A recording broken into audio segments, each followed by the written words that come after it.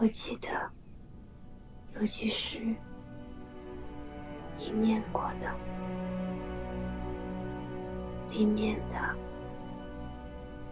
云和月说的就是我们两个吧。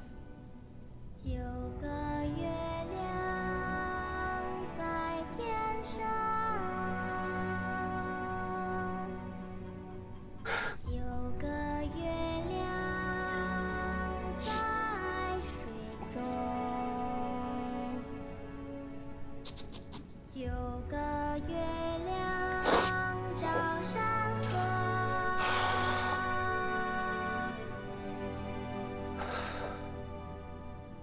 9个月亮藏云间。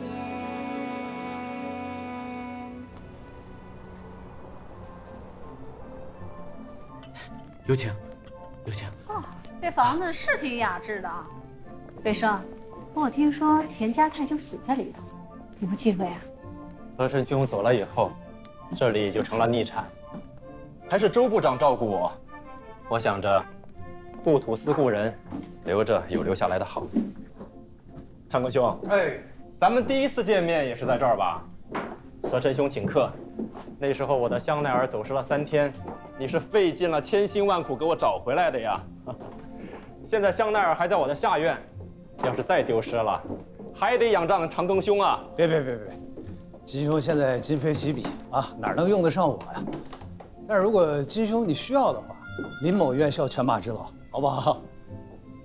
哎，对了，那个听说周部长现在正在组建公司，剥削食盐，但是据我所知啊，在上海最赚钱的这个食盐、鸦片，可都掌控在日本人的手里面。他这个事情进展怎么样？江浙2省的食盐现在都在日本人手里，周部长也想把买卖权拿回来，可日本人怎么肯放手呢？哎，来，各位，这边请。长庚兄，上座。好。何先生，上。哎，来，2位夫人，请坐，请坐。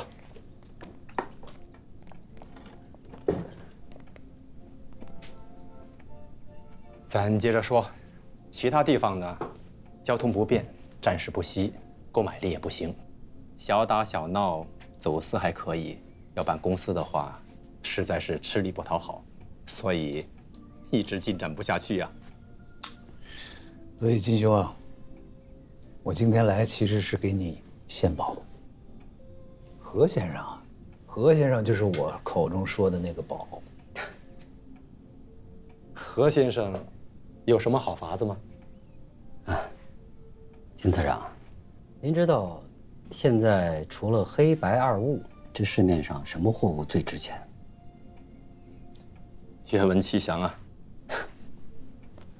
猪鬃。猪鬃呢，在产地大概是3000元一箱，可是运到了上海，就得是5万。如果能运到美国，那60万一箱恐怕是打不住的。猪鬃我当然是有所耳闻的，在全世界都很紧俏。只是猪鬃的产地首推四川，其次湖南，可都在国统区呀。反正啊，这个何先生手里面有的是上好的猪鬃，数以百箱计。金兄，你说这是不是一门发财的好生意？200倍的生意，岂有不好之理呀？何先生，看来确定是一位豪杰了。哎，不敢。我要好好的敬敬2位，也要敬长庚兄、慧茹姐。来，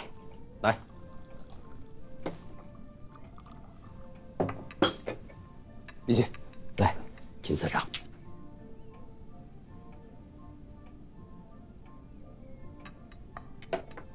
好酒。来，夫人。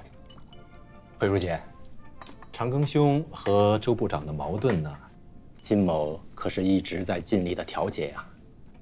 也不知长庚兄能否给我点面子，在今后不要那么强硬，好不好？其实林某也没有那么强硬了，本来不应该在背后说人家啊。但是都是自己人。我是觉得周部长这个人不够大方，你要不然你就是在钱方面大方一些，你要不然就是在位置上去大方一些，对不对？弟兄，我呢跟你不一样，我认为当下的时政这个调性啊，都是在骗老百姓的。我的逻辑就是，如果你想做成大事，那必须得有钱。那有钱的这个前提，你一定得有实力啊！啊，你说呢？瑞生啊，汪先生和汪夫人那边，你要替长庚说句公道话。汪先生组织成立政府，长庚是自己带人带钱带枪入的伙，这出生入死，鞍前马后的。好不容易要成立警政部，可部长让别人去做了，事情都是长庚做的，功劳让别人拿，你觉得合理吗？我也知道，现在啊，汪先生和汪夫人瞧不上我们，觉得我们呀血腥气太重。哎，说这些做什么嘛？我说的是实话呀，血腥气不重，这政府能搞起来吗？那大家的安全怎么办呀？你们不是都知道吗？前几天邵老就被人给丢了呀，多可惜啊！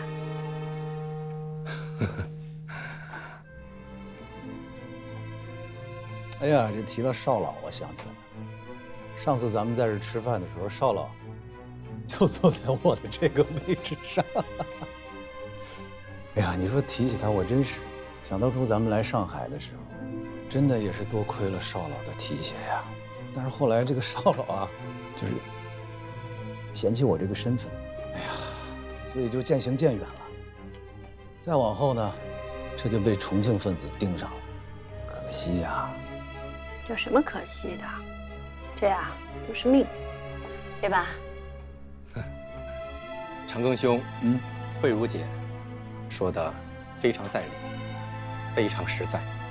起舞我从不站队，谁的人也不是，凭的就是公心、良知。但也请慧茹姐放心，我一定会在适合的时机，把长庚兄的苦心孤诣还有无私奉献说给汪先生听，请汪先生自己来决断警政部长的人选。如若是办不成，我这个宣传次长也不要当了，我去特工总部报道，给长庚兄当秘书。不说这些，不说这些。你开什么玩笑啊！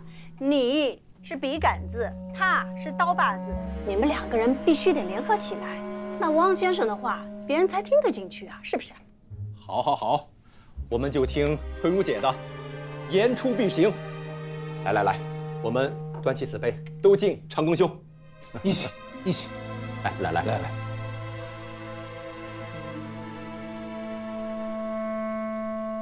何先生，我一直觉得你有些面善，咱们是在什么地方见过吗？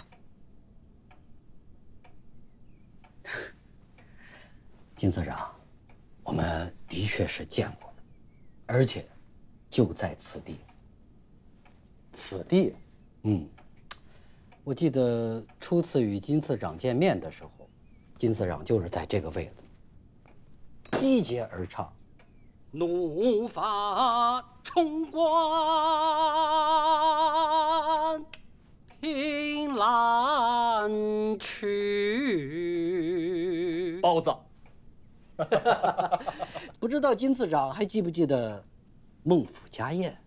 我记得金次长当时就坐在我夫人这个位置上，然后对着坐在这儿的布朗先生跟他讲孟子四端：恻隐之心、羞恶之心、辞让之心、是非之心，对应着仁义礼智。金次长真是学问渊博，何某深受启发。哪里哪里，何先生，您才是真人不露相。哎呀，没。哎，二位是之前就认识，还是怎么就把两位连接起来了呢？哎呀，何兄，你说我应该怎么回复金兄啊？金次长，您现在是汪主席身边的文胆，当代大文豪，我相信您自然是能明白我跟长庚兄之间的这种微乎妙乎的缘分，是吧，长庚兄？哎，我看何夫人也有些面善了。啊，我也在田府待了很久，那时我是田先生的读书先生。我们何太太啊，是大夏大学的高材生，何先生的生意都交给夫人打理。那看来今天来的各位都是高人呐。微乎微乎，至于无形；神乎神乎，至于无声。好，金次长过誉了，何某人呢算不上高人，真正的高人是林主任和金次长。我何某就是一个生意人，在这儿呢主要是林主任提携，在那边呢主要是代老板关照。当然，各位大佬们呢想做什么生意，我江户商贸公司就做什么生意，不只是朱宗，什么纱布啊、金鸡纳霜啊，还有桐油，我们。你不要乱讲呀，桐油哪里弄得到的？现在不能做桐油生意的。重庆向美国借款，美国指明要用桐油来抵账，现在没有人敢动桐油，戴老板都不行。对，还是夫人的脑子比我好使。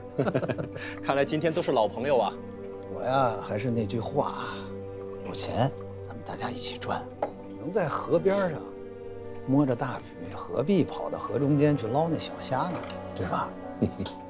金兄，你不是一直想入股这个江户商贸公司吗？正主在这儿呢。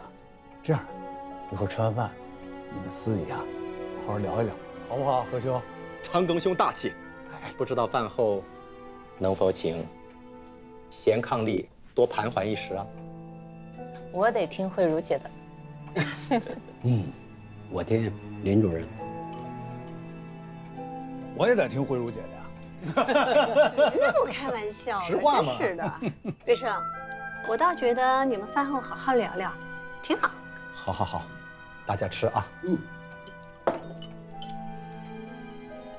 起舞投身和平运动，问心无愧。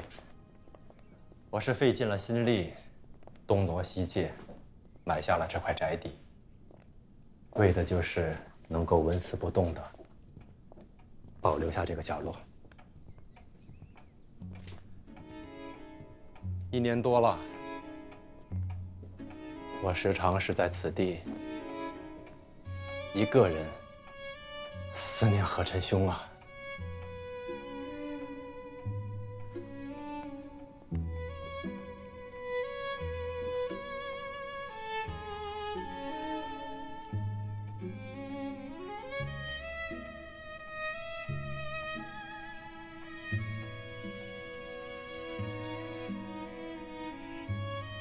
念念不忘，必有回响。今夕何夕，得见贤伉俪。金次长，这话作何解释啊？当时传言，早有义士潜入田府，力劝何晨兄离户妇孺。何晨兄终下决心，冒死牵肠。不料事成之日，日人为辅，刀剑相逼何晨兄，令为玉碎，与敌同济。一时或捕或逃，不知下落。今见二位，才知道当时传言皆是实情。如今，何晨兄应该是驾乘着自己的飞机，自由翱翔在阿尔卑斯山的云巅了吧？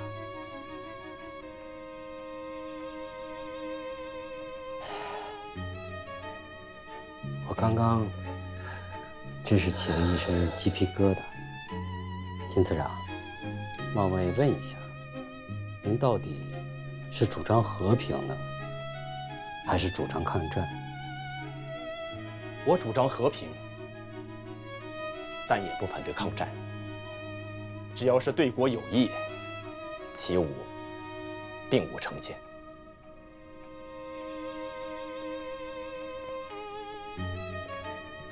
但举两例：第一，国府组织和平军，从来是不与国军为敌的，而是等待日本人撤离以后，能够解体防务，维持治安，并时刻监视新四军。共产党才是心腹之患。第二，重庆方面派到这边来的地下工作者，汪先生其实大都知道，但是汪先生采取的是不闻不问的态度，是因为汪先生不忍党国分裂呀。二位能够深入虎穴，与魔同舞，真乃豪杰之士。金次长，你有话可以直说。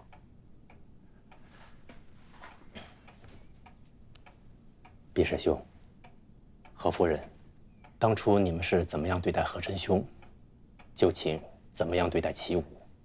何晨兄未尽之业，齐武愿以身完成。特请毕师兄能够在适当的时机，向重庆方面表达一下金某的敬意。明白。假作真时真亦假，无为有处，有还无。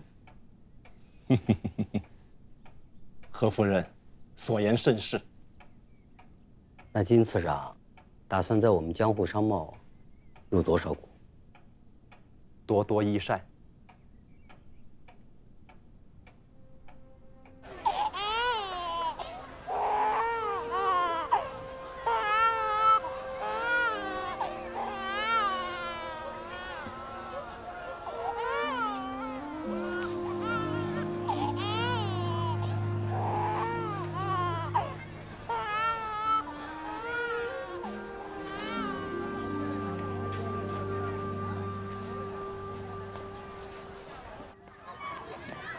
哇，小乖乖，哦呦，阿姨来了啊！阿姨来喽，阿姨来喽，不害怕啊，不哭不哭，哎呦，不哭不哭。何先生，你来啦？啊，玉娇去送货了，我来接月明。哦，不哭不哭啊，不哭，宝宝，不哭不哭啊，好孩子。金大姐，就是，哎，我想跟你聊聊。有事吗？我跟玉娇已经深谈过了，我知道你们在做什么，我想帮你们做事儿。哦，宝宝，李大姐，哎，啊，不哭，乖乖，刚送进来，你就按现在的时间登记，然后给他洗个澡，称称体重，最重要的看看有没有随身物品啊。好，辛苦了。那我们这边聊。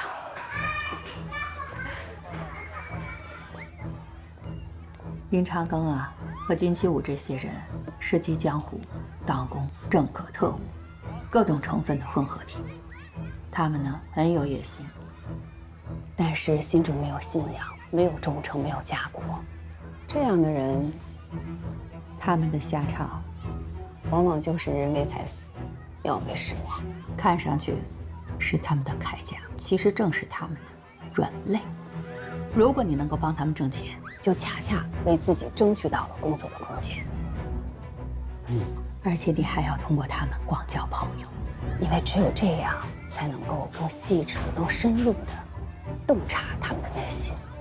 我们呢，周旋于日本人、汪伪、军统之间，实际上，无论是李也好、伪也好、重庆也好，不过是纸老虎。因为他们内部派系林立，各具山头，他们彼此之间有激烈的关于权力、利益、义气之争。那么这些争斗暴露出来的孔隙，恰恰是我们潜伏工作回转的空间。至于我们的潜伏工作，那更是真真假假、虚虚实实，是有基本的原则，可是没有一定的规律。做得好的话呢，可置敌人于股掌之间；做不好，画虎不成反类犬，是要掉脑袋的。所以说，我们这个战场斗争，它的残酷性、激烈性，和正面对敌作战是一样的。万福，做好做一名战士的准备了吗？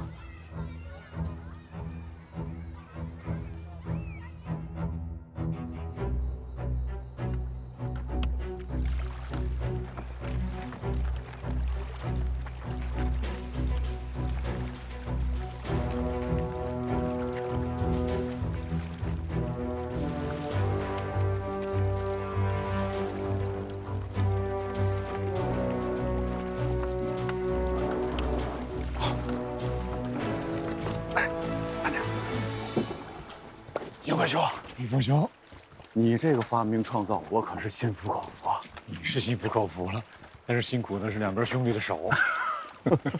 张团长，副办，你看我们把谁带来？张团长，韩小月报道。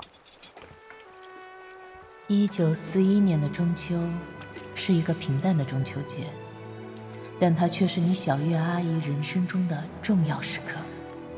她的身体康复了，受组织的委派回到海文协助你父亲的工作。小月阿姨告诉我，在谢雨峰和傅帆的见证下，她和你父亲举行了简单的婚礼。他们一起吃了炸酱面，朴素却甜蜜。这一年的12月7日，日本偷袭珍珠港，标志着太平洋战争的爆发，整个上海都沦为了日战区，抗战的形势也更加艰难了。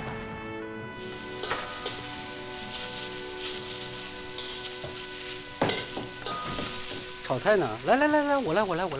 不用了，最后一道菜已经快炒完了。你先跟我说说，你那队伍现在已经开到哪儿了？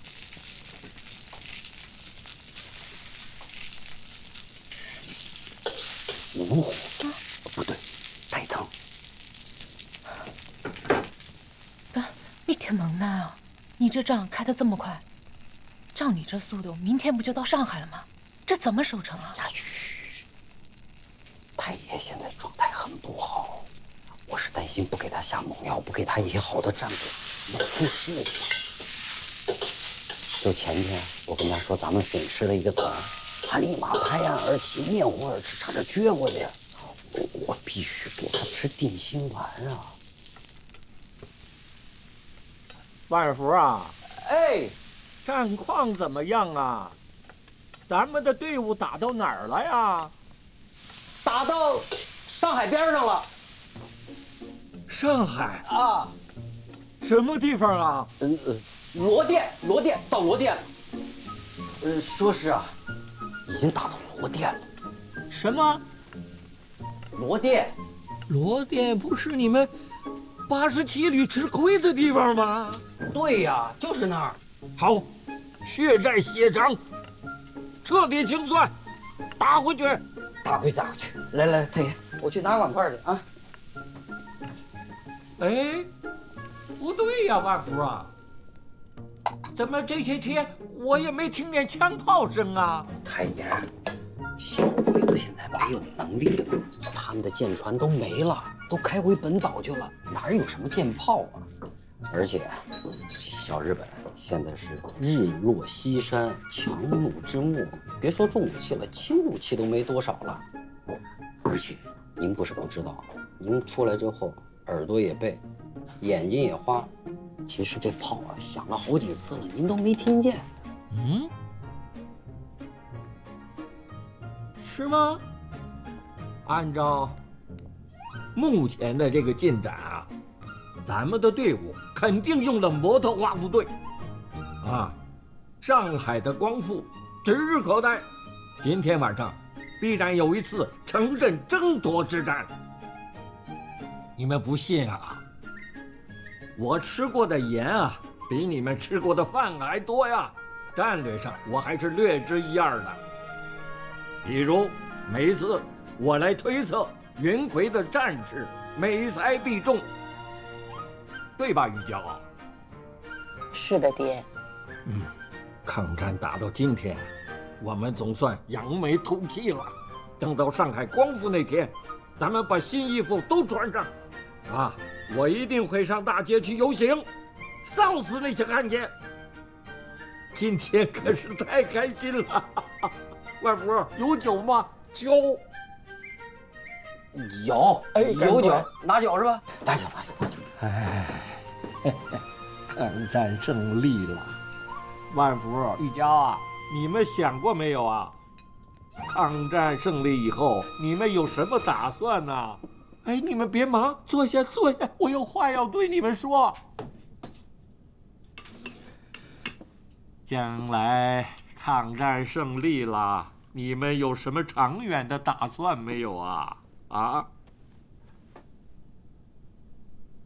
万儿福，你有没有想过，将来和玉娇待在一起呀？你瞪着我干什么呀？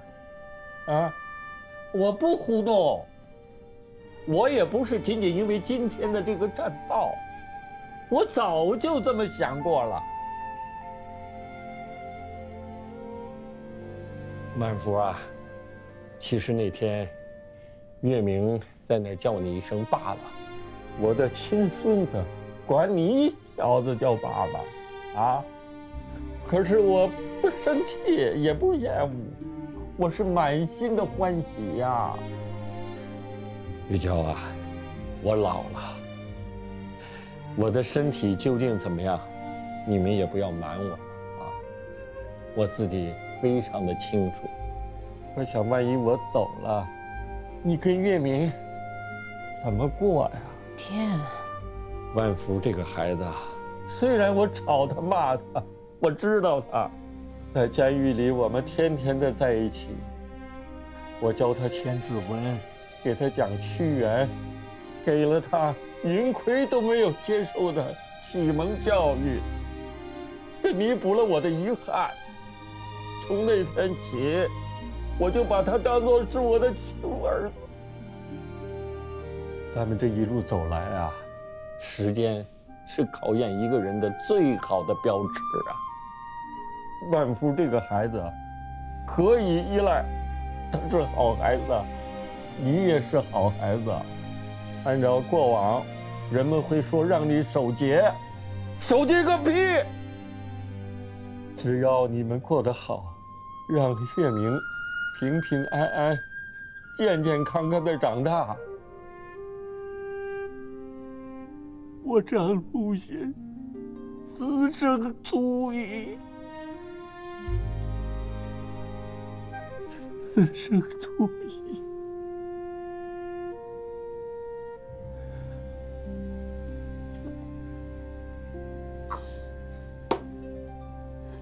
大爷，我知道自己是个什么人，我就是一只小爬虫，有很多的事，很多的话，我都不敢想，我更不敢说。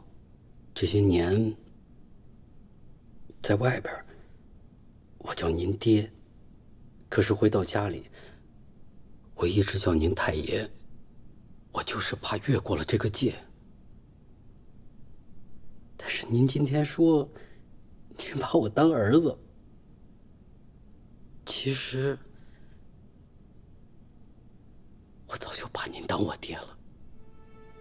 我今天旅长没了，这几年呢，小月她一点音讯也没有，她应该是十有八九。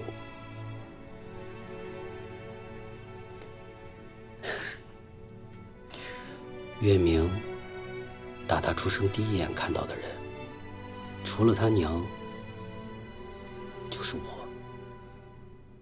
我孟晚福这辈子最大的愿望，就是想把月明抚养大，让他健健康康的长大成人。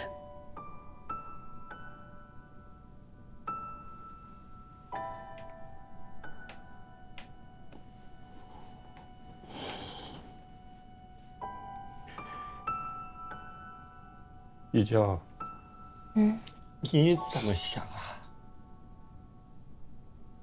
爹，您知道我以前是什么样子的？这几年吃的苦比我头20年吃的还要多。这几年我每天想的都是，怎么让咱们这一家子活下来，怎么能让您好好活着，让月明好好的活着，其他的。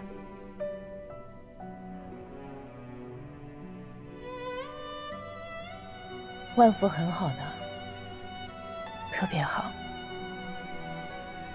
说实话啊，刚刚见到你的时候，我确实是瞧不上你，但是你为我们张家做的这一切点点滴滴，我都看在眼里。之前我就跟你说谢谢，你说不要，现在我还是要说谢谢。如果没有你，也就没有我，没有我们的今天。那个雨夜，你把我背回鲁太居，给我做了一碗热面。我说不够。从那天晚上我就知道，你就是我的依靠。但是，我还是要说实话，直到现在为止，云葵在我心里的分量还是很重。爹，我很感谢您，谢谢您这么开明。我知道您是把我当亲闺女，谢谢您给我开这扇门。但如果是因为万福对我好而选择，这是对万福的不负责任，也是对云葵的不负责任，同样也是对我的不负责任。我懂，你们都是好孩子，是坦坦荡荡的好孩子。我等你们，来，咱们喝一杯，来喝一杯。那爹说好了啊，今天晚上就能喝一杯，就一杯。孩子们，咱们这一杯呀，为了等待上海的光复，干杯！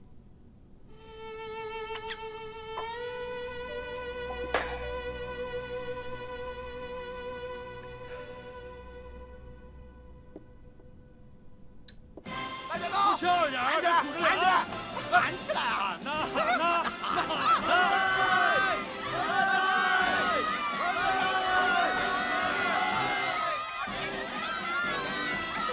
小玉，哎，挨个，一队，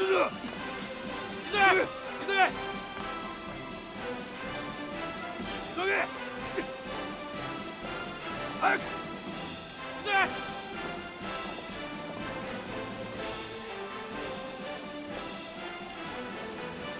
太爷现在也能下床活动了，而且我们战报也编到上海了。万一他哪天发现我们在骗他怎么办？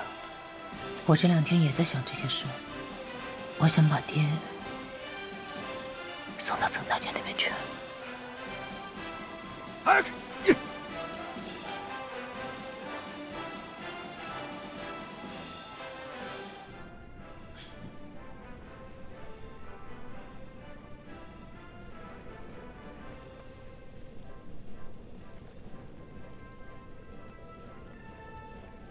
万福啊，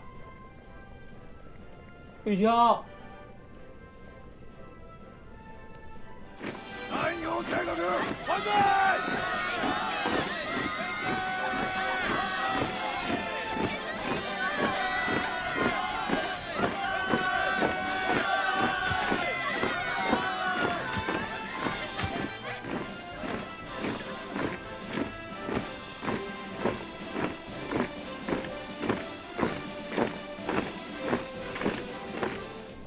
月明，爷爷带你去放风筝了。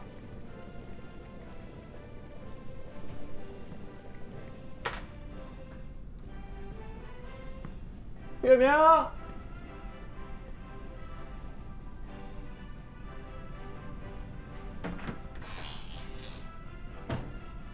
月明啊！嘿。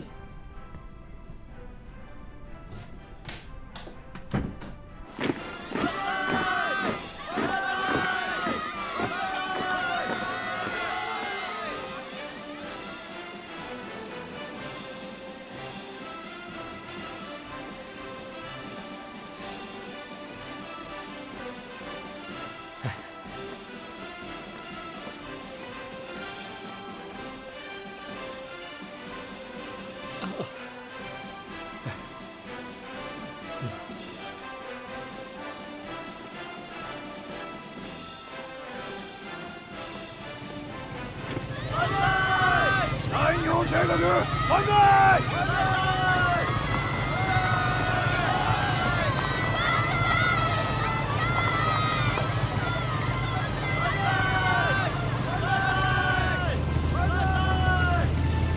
中国军队万岁！日本鬼子滚出中国去！中国必胜！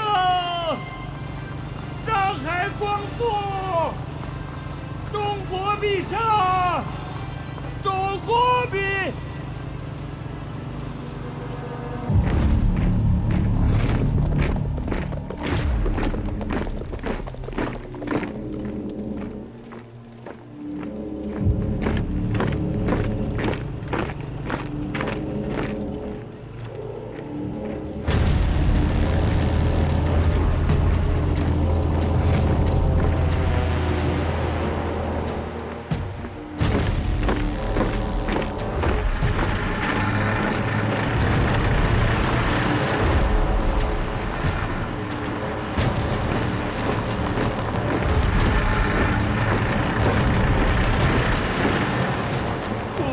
怎么回事？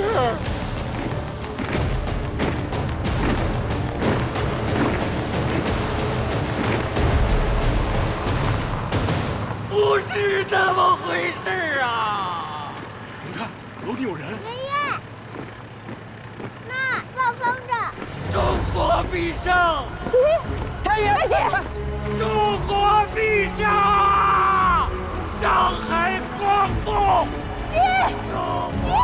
这小子怎么了？太爷，你干什么呀？太爷，你干什么呀？太爷，太爷，怎么了？怎么？太爷，你干什么呀？太爷，上海光复！中国万岁！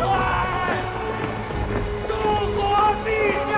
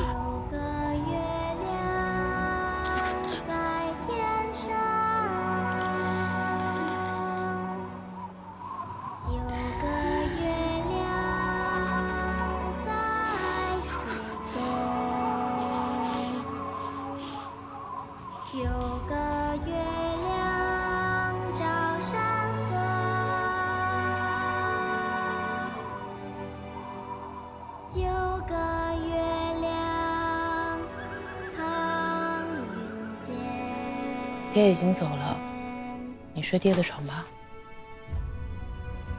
在我心里，爹没走。